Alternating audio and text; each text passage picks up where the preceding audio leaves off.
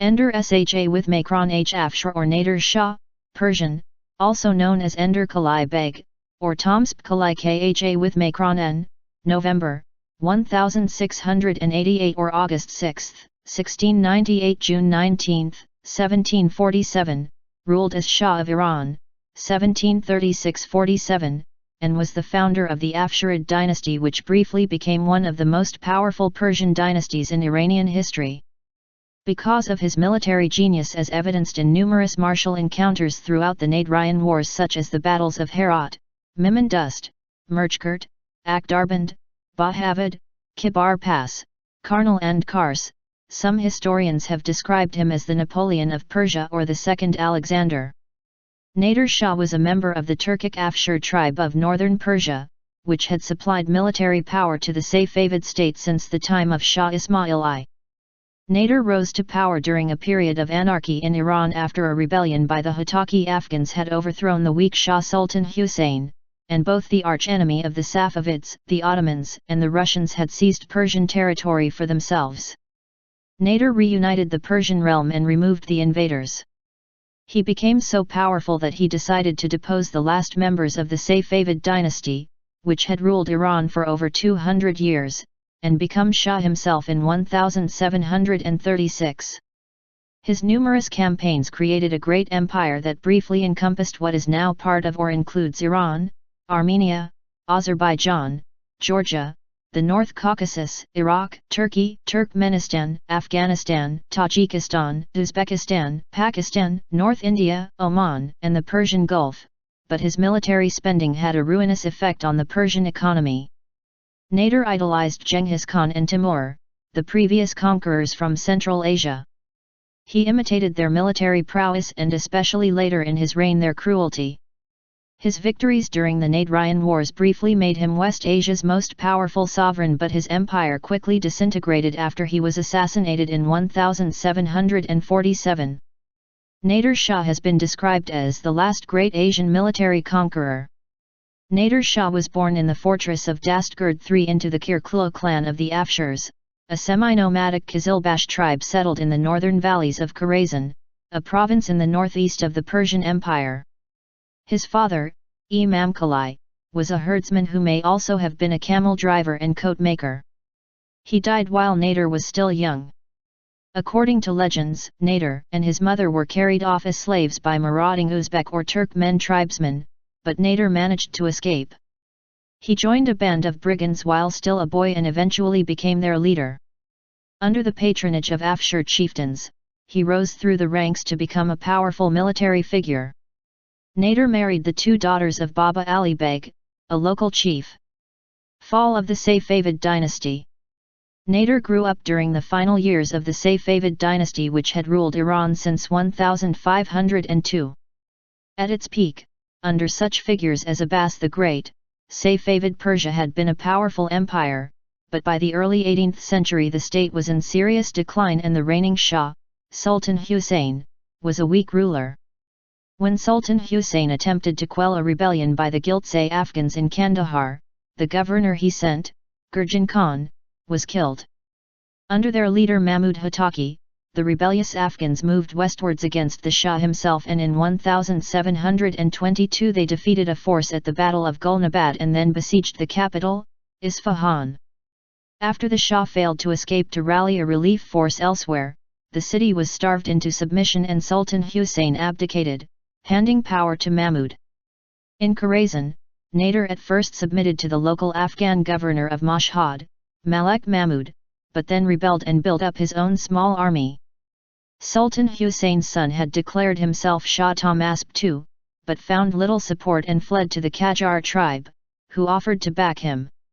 Meanwhile, Persia's imperial rivals, the Ottomans and the Russians, took advantage of the chaos in the country to seize territory for themselves. Fall of the Hotaki dynasty. Tahmāsp and the Qajar leader Fath Ali Khan, the ancestor of Agha Muhammad Khan Qajar, contacted Nader and asked him to join their cause and drive the Giltse Afghans out of Khorasan. He agreed and thus became a figure of national importance.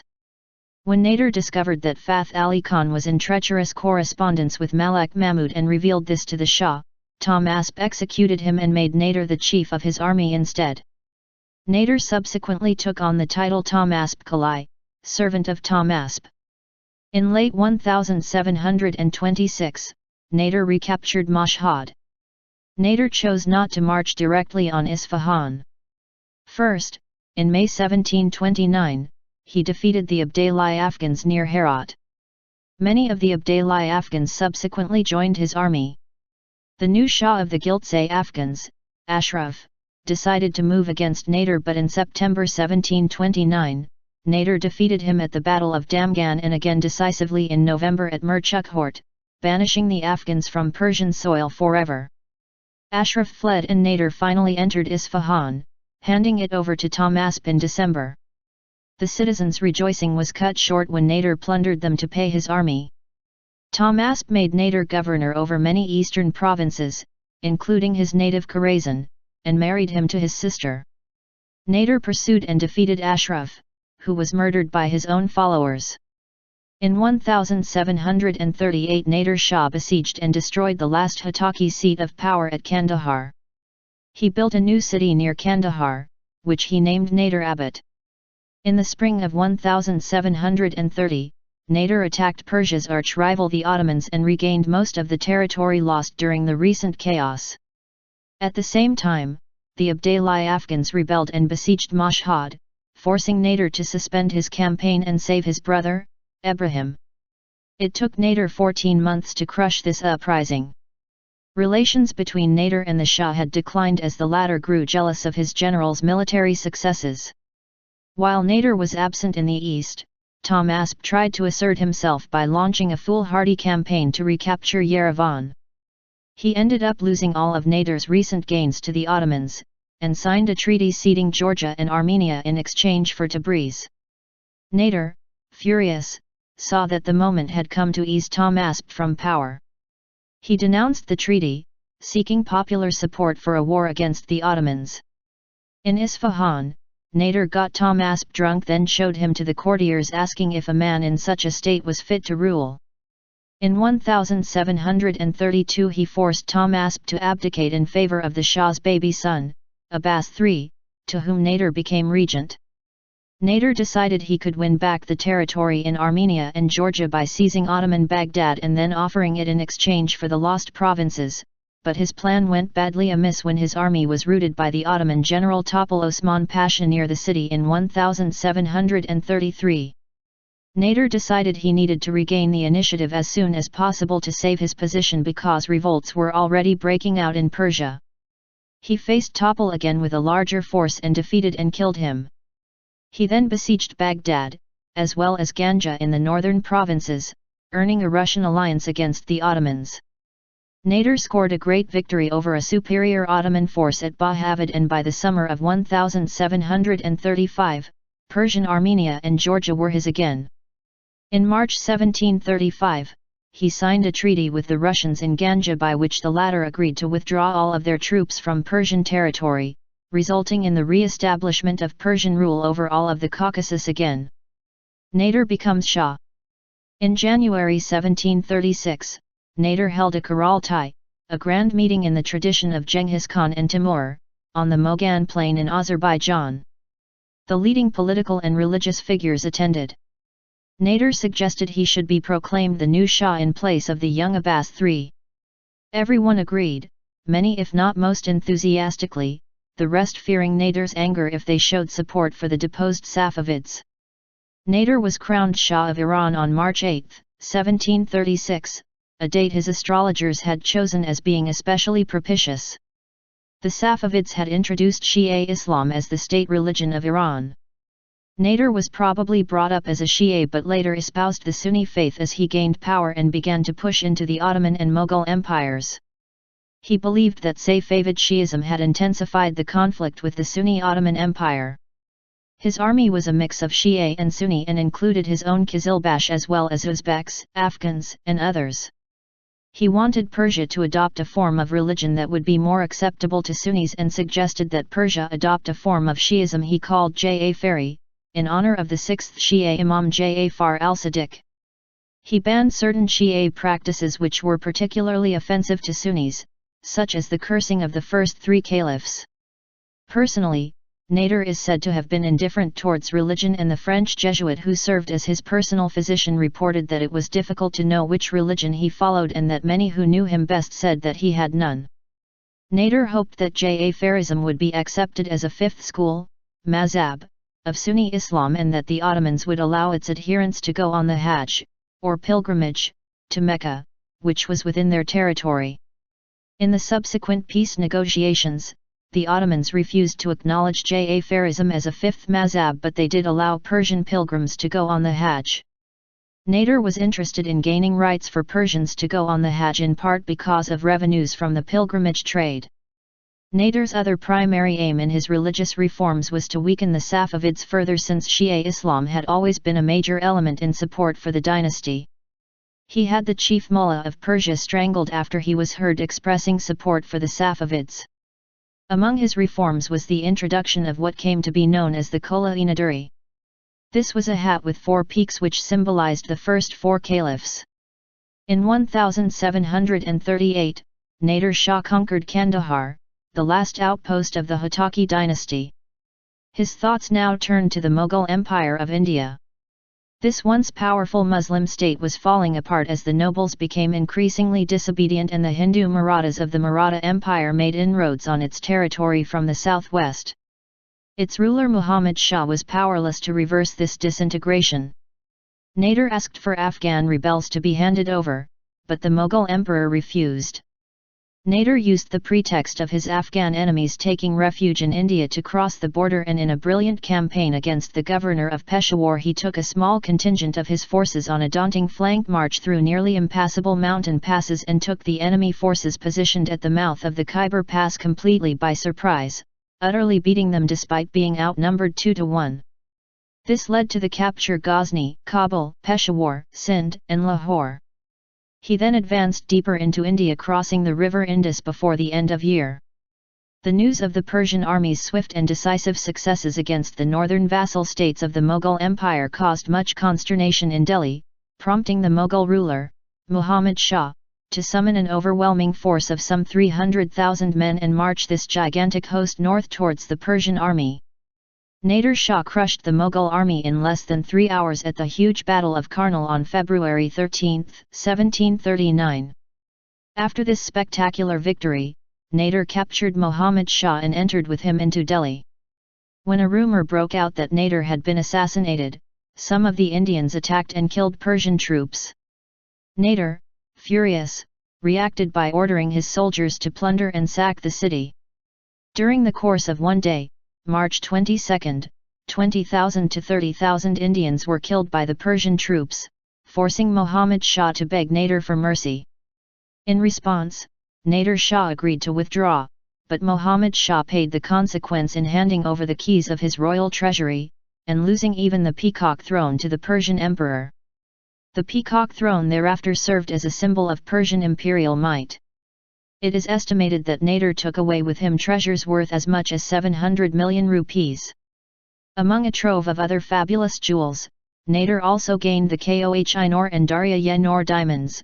Koh-i-Noor means mountain of light in Persian, Darya-e-Noor means sea of light. The Persian troops left Delhi at the beginning of May 1739. Nader's soldiers also took with them thousands of elephants, horses, and camels, loaded with the booty they had collected. The plunder seized from India was so rich that Nader stopped taxation in Iran for a period of 3 years following his return.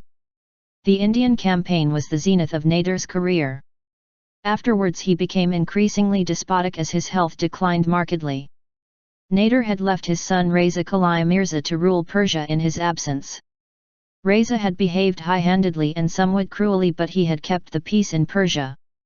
Having heard rumors that his father had died, he had made preparations for assuming the crown. These included the murder of the former Shah Tahmāsp and his family, including the 9-year-old Abbas III. On hearing the news, Reza's wife, who was Tahmāsp's sister, committed suicide. Nader was not impressed with his son's waywardness and reprimanded him, but he took him on his expedition to conquer territory in Transoxiana. In 1740 he conquered Khanate of Khiva. After the Persians had forced the Uzbek Khanate of Bokhara to submit, Nader wanted Reza to marry the Khan's elder daughter because she was a descendant of his hero Genghis Khan, but Reza flatly refused and Nader married the girl himself. Nader also conquered Khwarezm on this expedition into Central Asia. Nader now decided to punish Dagestan for the death of his brother Ibrahim Qali on a campaign a few years earlier. In 1741, while Nader was passing through the forest of Mazandaran on his way to fight the Dagestanis, an assassin took a shot at him but Nader was only lightly wounded. He began to suspect his son was behind the attempt and confined him to Tehran. Nader's increasing ill health made his temper ever worse. Perhaps it was his illness that made Nader lose the initiative in his war against the Lezgin tribes of Dagestan. Frustratingly for him, they resorted to guerrilla warfare and the Persians could make little headway against them. Nader accused his son of being behind the assassination attempt in Mazandaran. Reza angrily protested his innocence, but Nader had him blinded as punishment, although he immediately regretted it. Soon afterwards, Nader started executing the nobles who had witnessed his son's blinding. In his last years, Nader became increasingly paranoid, ordering the assassination of large numbers of suspected enemies. With the wealth he gained, Nader started to build a Persian navy. With lumber from Mazandaran, he built ships in Bushehr. He also purchased 30 ships in India. He recaptured the island of Bahrain from the Arabs. In 1743, he conquered Oman and its main capital Muscat. In 1743, Nader started another war against the Ottoman Empire. Despite having a huge army at his disposal, in this campaign Nader showed little of his former military brilliance. It ended in 1746 with the signing of a peace treaty, in which the Ottomans agreed to let Nader occupy Najaf. Domestic policies. Nader changed the Iranian coinage system. He minted silver coins, called Nadiri, that were equal to the Mughal rupee. Nader discontinued the policy of paying soldiers based on land tenure. Like the late Safavids, he resettled tribes.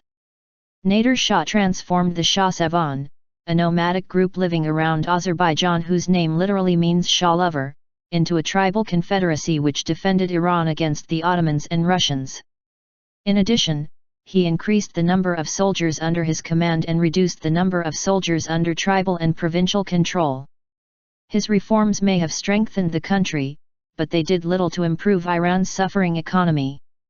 Nader became crueler and crueler as a result of his illness and his desire to extort more and more tax money to pay for his military campaigns. More and more revolts broke out and Nader crushed them ruthlessly, building towers from his victims' skulls in imitation of his hero Timur. In 1747, Nader set off for Khorasan, where he intended to punish Kurdish rebels. Some of his officers feared he was about to execute them and plotted against him.